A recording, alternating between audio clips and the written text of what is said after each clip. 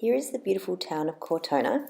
If you haven't seen the romantic comedy Under the Tuscan Sun with Diane Lane, do yourself a favour and rent it straight away. If you're anything like me, you'll fall in love with the concept of escaping to a traditional little village like Cortona in Italy, which is where this movie is set.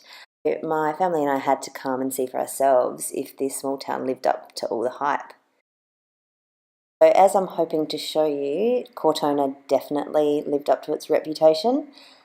In this short video, I'm going to give you a quick wrap up on what my family and I did in Cortona over one weekend and why it was definitely a destination I'd recommend for anyone travelling to Italy, whether they're a young family like me or with a friend or even a partner. So here is the main square, otherwise known as the Piazza in Italian.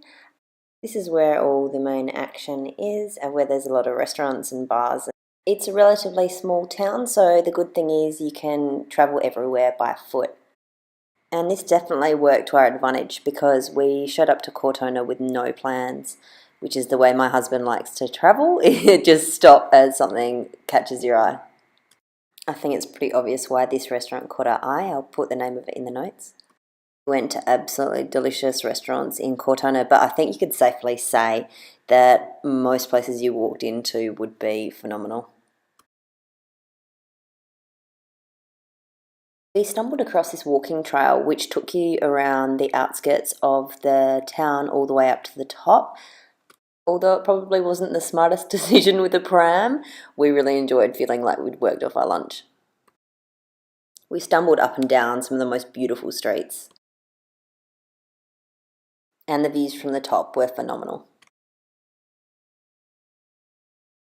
At the top of the hill, you'll also find the Church of Santa Margherita, which the architecture really just speaks for itself.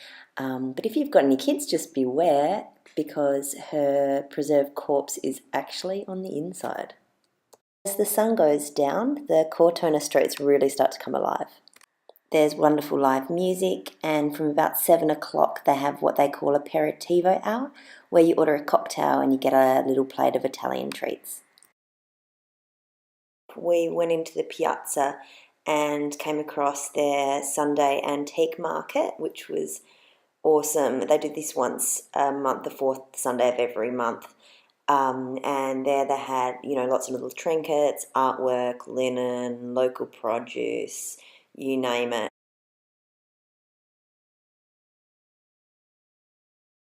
So it was the perfect way to finish off our wonderful weekend in Cortona.